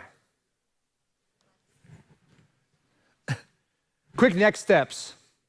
That piece of paper you've been doodling on, review it tomorrow. You can take a picture of it if you think you're going to lose it. Just reflect on that. It will help this information stick with you longer than if you just go home tonight, pass out in bed, and wake up tomorrow being like, there was something good. I think I liked it. Right? The odds of you rewatching the entire hour-and-a-half presentation is minimal, even on double speed, although you can totally pull it up and just listen to it like a podcast. It happens. But read these notes. It will help it stick for longer. Second is you can listen to the Gospel Tech podcast. It's a weekly thing. This last week was Sam Black. I would encourage you to check that one out. But it is a weekly conversation about how do we help parents have these conversations and grandparents have these conversations, raising healthy youth in a tech world. And then third and finally, show up next month, a month from today, Wednesday, October 18th. You're going to be here having the second part. It's how do we make tech safe at home? We'll talk about the two types of tech in a little more detail. How do we know if our tech is healthy, and how do we build tech trust? In the tech trust, by the way, is how do we actually make physical tech safe at home? How do we talk about safe tech? And then how do we determine if our child has earned enough trust to use that tech? So that's kind of the third is a omnibus of a point. But do that. And I thought I had another point in there, but I didn't. It was simply the remove and replace. It must be part of next week's talk. I apologize. I was running through them both today. But the remove and replace is simply our piece of, and I'll repeat it again next time. But when you realize that there's technology that isn't working well, feel free to take it out and put something else that is healthier and lines up with your child's purpose in Christ. Thank you guys. We did it. That was under an hour and a half. Well done. All right. Now, Nate has a microphone and unlimited power that it comes with, and we're going to do a little question and response if you guys have any. Is there anything we'd like to ask or discuss? Okay, Audrey's first.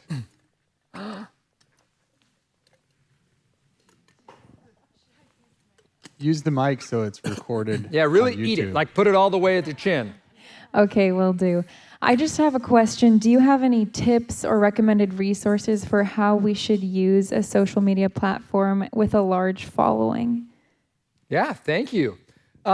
Tips so I don't have any resources for that. If it's your personal one, I would simply encourage you, anyone in this room who's got those, is to use those as an extension of the rest of God's kingdom he's called you to. So as long as you're able to be healthful in that space, that the fruit being produced in you is of love, joy, peace, patience, and kindness, and as long as you're holding to a standard that God's called you to in ministry, it's great. Obviously, the problem of compromise is a concern. The problem of liking ourselves to feel busy and listened to. I would say the same thing applies for email, actually. I don't believe the platform being digital changes our calling as Christians. Make sure that you're bringing hope and light into your space. Make sure you're doing it faithfully and well in light of the other calls you've been given, and serve the Lord with all of your talents. And that's awesome. For anyone who has a great digital following, there are people doing wonderful work in all the platforms. TikTok and Snapchat and Instagram and Facebook. I would say there is a point to which the medium is the message. We will be tempted to compromise because this is basically a digital smoke signal. How much can you actually say about Christ in 30 seconds, right? In a milieu of just information and concerns and distracting videos, how much of that can stick? Don't compromise your call simply to get those likes and follows would be my challenge. But being in a digital space is awesome. And there are some people sharing a lot of hope as one of those 30-second hits in a feed of TikTok tragedy. So please be in the space. Please share hope and light in there. And remember who gave you that opportunity. It's a very digital Esther moment. You can be in that space to share the hope of Christ. But I can't think of a single person who writes on that. I'm trying to rack my brain for if you're the one who is the influencer, who speaks to how to use your platform. There's literally a book called Platform, but it's more of how to build one. I think Jenny Allen would be someone I would encourage you to look to. I think that's someone who does it really well. Or the Perrys. Jackie Hill Perry. Those would be two people I would point you to who are using their platform well without being that like self-deprecating, like, I love Jesus so much, hashtag blessed. Like, they're not those people where you're like, well, I guess if I love God more, then I would have this life. They don't do that. They're very real. They're very accessible. They use their platform well within boundaries. They're very clear on how much they'll share and who they're willing to share that with. They have outside supports, not just their digital community. And both of them do an excellent job of accenting and focusing on God's work. If I were to point you to people to model, those would be two that pop to the top of my head. All right, who's got another question? Zach.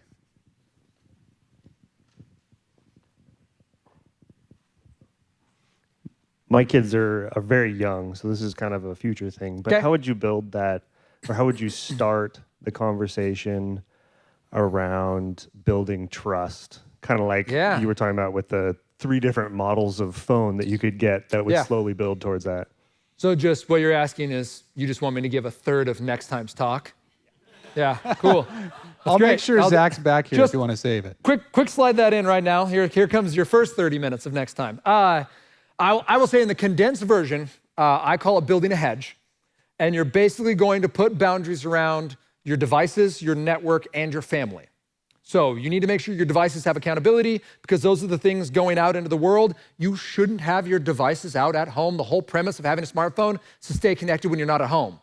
If you have a smartphone, there's a really good chance you have Wi-Fi. There's not a reason to have both out in the house. The only thing you're opening yourself up to is pure distraction.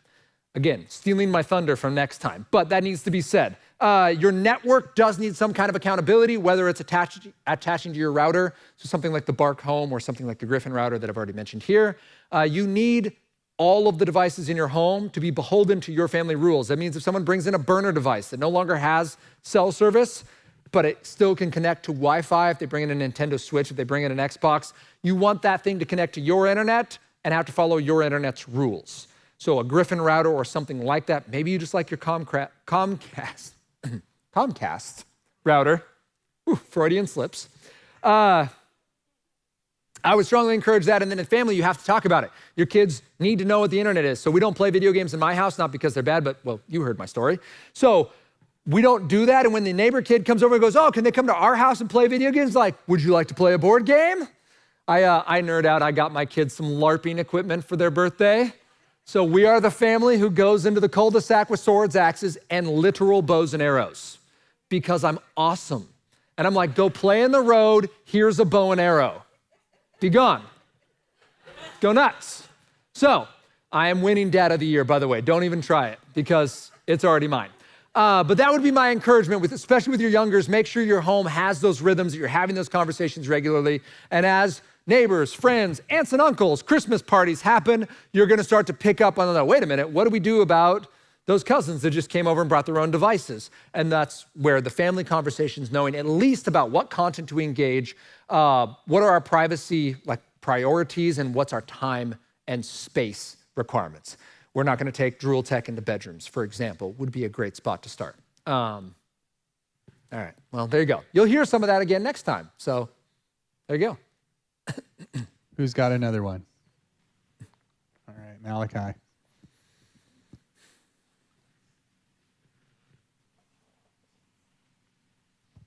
Hey, thanks. So this kind of relates a little bit more to the concept of like the TV shows and movies that we watch. I've heard arguments before that, oh, as a parent, I should watch the movies that have this negative content, whether it's sexual in nature or violence or foul language. I should watch that with my child to get them used to it so we can actually open up the conversation to that topic. But to me, that seems a little bit, it seems a little bit unnecessary in some way. And then following the commands of I was talking with my best friend the other day about this in 2 Corinthians, where we're supposed to be separate, come out and touch no unclean thing, and I will receive you. You know, purify yourselves from everything that contaminates body and soul.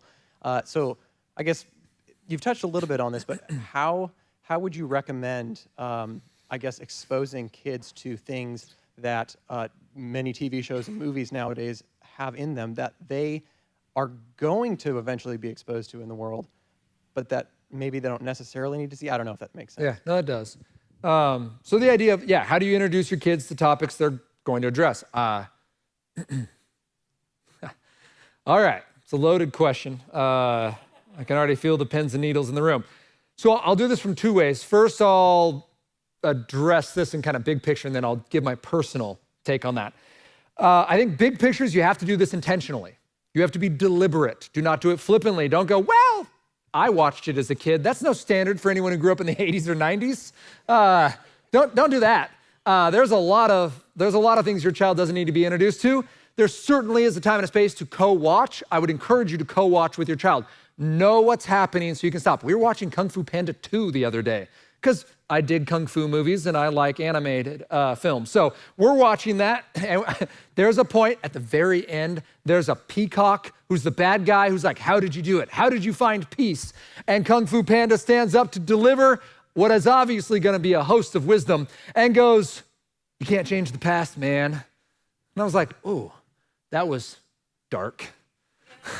His encouragement to this mass murdering psychopath is, well, just do better now. Literally hit pause. I'm like, okay, children, here's the deal.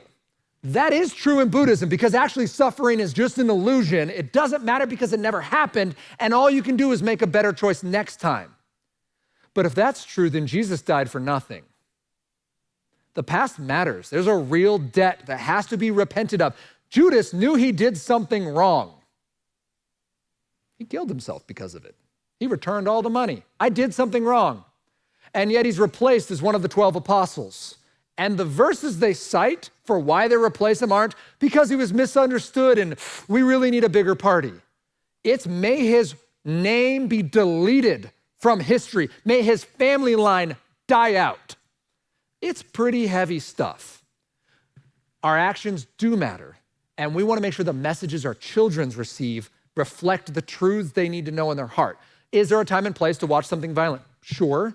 Make sure you've done the math on what your family can understand and handle. My children are very sensitive to scary things, so we have to be very intentional to the point where, during that same movie, Kung Fu Panda 2, goes back to his family. He's getting pushed out of his family, or his home, because of effectively a genocide. It's actually kind of heavy. And my 4-year-old daughter is sitting next to me, fine with it, right up until he drops his stuffy. And I hear her go, but his teddy. And I look over and she's got the bird lip. Right? And she's starting to, and I have to pause it again and be like, oh, okay, he's gonna get his teddy back. It's gonna be okay. She's like, but why is Teddy? I'm like, I know, I'm so sorry. I didn't think it through. So let's be intentional. Personally, when it comes to your child engaging it, I mean, I can get silly and flippant and be like, great, you're gonna smoke weed with your kid because that's gonna be out there too. Like engaging in sin with your child so that at least they do it safely is a silly argument. I'm gonna assume that's not what people are arguing. I believe people are saying this has literary or it has artistic or it has entertainment value. If it's blatantly immoral, if you want your child to watch Game of Thrones with you, well, that's porn, so don't. That would be a bad decision. Don't sin with your child so that they can get used to it with their parent. But if there's something heavy that you want to address with them because it's beautiful or something that you engage in and you believe you can manage that conversation lovingly, then okay, you're the parent. I'm gonna trust you with that and do it with a clear conscience. But don't do it out of pride. Don't do it to stick it to people that you believe are too, I don't know, uptight. Do it because you believe it's a net gain for your family and you believe that your child has been prepared to be able to handle this. Like I'm delaying Inception for my children and Harry Potter. I'm delaying Inception because that is going to explode their brains. I'm like, how do I know I'm awake right now? Like, what is happening? Like, you need to get to a point where you can handle that movie without just questioning, is this real life? And same on the other one, because I said it was Inception and, Harry Potter. On the books of Harry Potter or the movies, right? Like, well, witches are real and wizards are real and this isn't an accurate representation. I think the stories are fun, but I don't want you as an 8-year-old to try to process that. So like, we're gonna delay, and if not for anything else, it's that by book 3, half-bloods are a thing, and I have to explain Nazi Germany. Like, that's kind of heavy for my 8-year-old, so I'm not gonna. I'm like, great, we'll let you read that later, son or daughter of mine. So just make sure you've done the math, make sure you understand what you're getting your child into, and don't just do it because it's fun, it won awards, or you like it. Be intentional and deliberate about the content you introduce to your children. Wow, really long answer for a short question, but there you go. Okay, Anybody else? Nathan, I'm going to cheat and sneak my own in. Go ahead. Okay, so what about parents of young children who are not asking, when should I get my child a smartphone, but maybe like, when should I get my toddler a tablet? Oh, never. So tablets. Talk to me about that, because this is a very common thing, and just explain that. Okay, yeah, never give your child a tablet. Dr. Christakis, again, Seattle Children's Research, everyone has basically pivoted. They really wanted to be relevant. My favorite was the American Psychological Association, who right around 2018 was like, there's no difference between screen time and real time. And then if you read the meeting they had, which was a closed door meeting, invite only, for making this decision, it was, we have to change or become relevant. That was what the president of the association said. That's not science, by the way. Changing to not be irrelevant is not science. Don't worry, they've come back and be like, under the age of 2, no screen time is beneficial. I know it's super useful, and what I want to say to release some of the pressure of that is, I get it, you have to shower. I understand your kid is having a conniption while they're in the store aisle and you just want to make it out alive. I got it. Just know that that's not beneficial, and if that's having to happen all the time, you're going to want to look for an exit strategy. What can you do to get the support you need and the tools in place to help your child function without this thing? But like a tablet in bed, just a free tablet of their own that annoying grandparent purchased them because they want to be the cool grandparent, that's the worst. You're welcome to take it back. I will allow you to do that. Feel free. But if we're talking children in their upper elementary years, if there's a family tablet that they engage for their showtime, just make sure that tablet has accountability installed on it and has something like Canopy, has something like Bark, has something like a Griffin router that controls where the child can go. Don't just give them access to a smart TV in their bedroom. That is, your child asked for an egg and you literally just gave them a scorpion. You are handing them the internet when you hand them most tablets. You don't want your child just free rolling through the internet. So if you have an iPhone, here's another praise for iPhone. I have an iPhone. I love to hand my child, my soon-to-be 10-year-old, likes to use Duolingo. He wants to learn Spanish. It's fine, teaches you vocab. It's gamified. It has at least half drool tech, but we know that. He understands the concept of drool tech. Son, this thing's trying to get you to stay longer. That's what the streaks, what the points, what all of these microtransactions are for. But you've got 15 minutes. You can triple click. If you go under settings and accessibility, it'll set up a locked mode. It's called guided access. And it will lock you into a single app. It means you can't follow ads out. I would encourage you to get premium mode. Can't leave. There's no way to get out of this to access anything else other than Duolingo or whatever app you put it. You can't use it with Disney Plus and lock it because they still have all of Disney Plus, right? But within a singular app, if they want to play that game, do that thing, listen to that music, guided access will let you triple click, lock it in with a passcode, and only the passcode would take that off. So don't give your child the tablet. No screen time before 2. After that, your family needs a dedicated time. Work it like an allowance. You're not earning your screen time. You're just losing it, if that makes sense. So you get screen time. I'm allowing you the screen time as part of how our family functions in a digital space. But if you're showing yourself to be untrustworthy with it, I don't hate you. I'm going to take it away until you can function because I love you. I'm not mad at you. This isn't to teach you a lesson. I'm not punishing you until you get it right. You just are unhealthy, and I need you to be healthy before I send you back in the space. The final thing I would say on the digital space and children, do I want to say it? Sure. It's just that you do need to think about the tech you use. Andy Crouch, The Tech-Wise Family, I would strongly encourage you to read that book. It's very accessible. It's like 150 pages. You can listen to it in 3 hours and faster if you listen to it in 1.5. But the idea is, his challenge is you keep tech in its proper place. He gave us the direction of, why don't you walk into a room, look at where the tech is, and ask, does that ad benefit your life? Kind of a Marie Kondo thing here. We walked into our room and we're like, oh no, that TV is not a net gain. We don't use it that much. It takes up the main wall in our living room that attaches to our kitchen, so where we spend 75% of our time awake. And all of our furniture points at it. So my wife and I made a deal. We'll get rid of the TV if I shiplap the living room. All right, so you can make a deal. We have a very lovely room now, and turns out I can do shiplap, which got me signed up for a lot more projects. But what we do have, our children still watch shows. We have a laptop. We put it in a drawer. When we want to watch a show or do a family movie, you just pull out the laptop and open it up and do the stuff. It works. You don't notice that it's small after 3 minutes of watching it, as long as you have one with good speakers. You might need to get a Bluetooth speaker for that. But the idea being, it didn't add value. And in fact, it was a distraction. And now our furniture faces other furniture. And when people come in, we like talk and stuff. It's weird. So I would encourage you to just be intentional about the tech you have, no matter the age, and young people doubly so. Great, thank you. We've got time for a couple more. Thanks. Okay. The question is there anything we need to worry about with AI? Yes. You want specifics? Yeah, I mean, AI is awesome. All right. Let's take a deep breath. AI is just another program. It is another tool. The danger of it being deep fakes is probably our number one. Your ability to get information digitally has just been blown to smithereens. Your opportunity to understand if what you're seeing is real is like Inception for the digital space. The most recent one I saw was that robot playing ping pong. If any of you saw that, it got a couple million views on YouTube. It wasn't real. It's just someone green screening a robot over an actual professional player. But the entire premise is made to look like robots can now beat pro ping pong players, right? That idea, it's silly and fun, but you can do that with just about anything. And we've seen that in the war in Ukraine, both sides using deep fake technology to send messages to the other countries as leaders. That's gonna be tricky. We don't currently have the technology to real time figure out if that's true or false. There was recently a video that went viral of someone taking a flag in school and burning it in a, or not burning it, but throwing it in a trash bin, and even Congress people shouted out, yes, this is my people, we're on board with this. It was fake, it was a skit. But it was clipped out of context and then blasted to the interwebs. AI is going to make that more difficult to detect and deal with.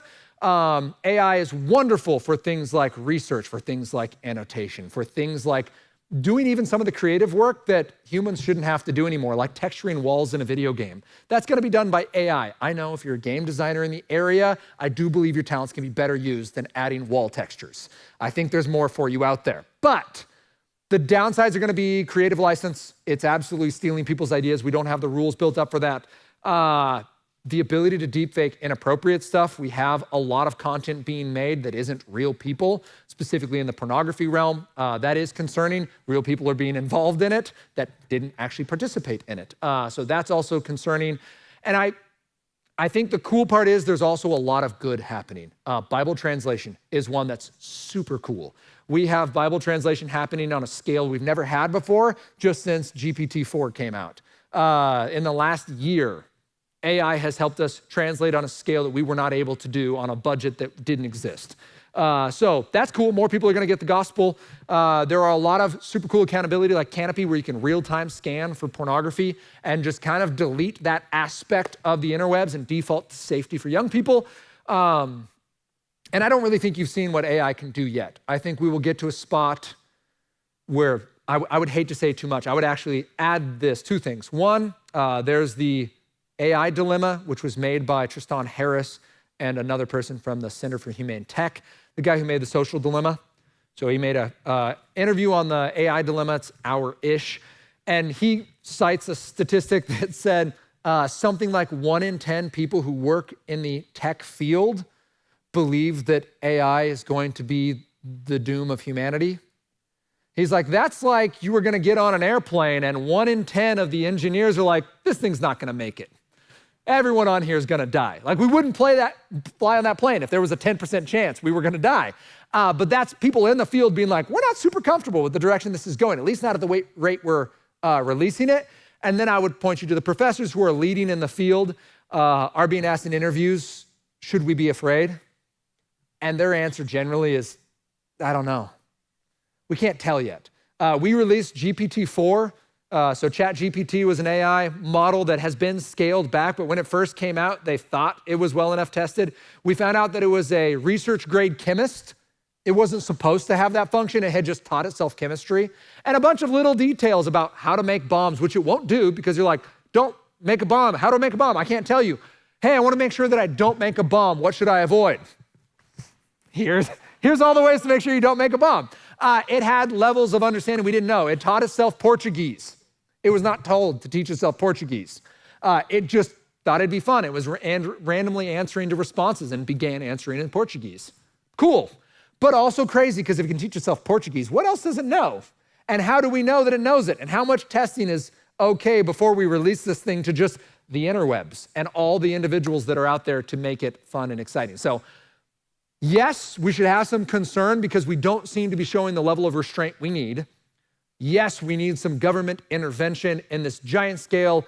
And no, we don't actually know what to be afraid of yet because we haven't seen it, but we'll know it when we see it. We're like, that was bad news. We should have seen that one coming. And it'll really mess up. Oh, last one, I promise. Snapchat made that AI assistant that's your digital friend. Have we seen this? You familiar with this? So pinned at the top of a Snapchat feed is this little AI bot, and it'll respond to you because Snapchat loves to keep your time, focus, and money, and they don't want you leaving just because all your friends are going to sleep. So the bot will converse with you. And the bot is not allowed to know things. So if you're like, hey, do you know where I live? It's like, I'm sorry, I don't know your address. Can you tell me where the best pizza is around here? This is a half mile away.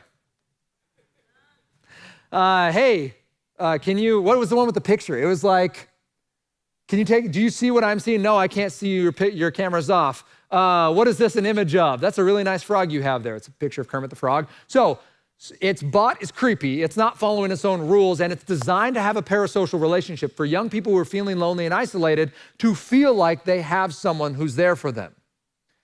That's not good on a number of levels. Like basic psychology tells us that's dangerous. We don't know what this thing is. It hasn't been vetted, and we're giving it to developing brains who are lonely and or depressed or both. It's not great. We don't like that. We're concerned about that, and Snapchat, frankly, doesn't care. So expect to see a lot more of that coming out. Relational bots, I think, have promise. There's, I'm sure, a reason they would be helpful in a controlled environment, but that is a reason for concern. It's just the level of restraint we're showing isn't there, and we're currently monetizing a lot of things that we should have not out. All right. Okay, we're going to call it here, you guys. If you have more questions, save it for next time, October 18th. We're going to be back here, but I'm going to close this in prayer, and then we'll go rescue our children back there who may be, or rescue the child care workers, more likely. Father, thank you so much for your love for us through Jesus Christ, and just a reminder that you do save sinners and that you've given us your spirit and your word and one another and people like Nathan to help equip us. And so we just ask for your help in navigating this tech-heavy world, that we would do so wisely, and that you would use what we've learned tonight and things we'll think about and conversations we'll have just to continue to shape us as a people who will be lights to the world around us and who will steward our own tech use well, and through that just be more useful for you for the sake of the gospel. It's in Jesus' name we pray. Amen. Okay, let's hear it for Nathan. Thank you for this. And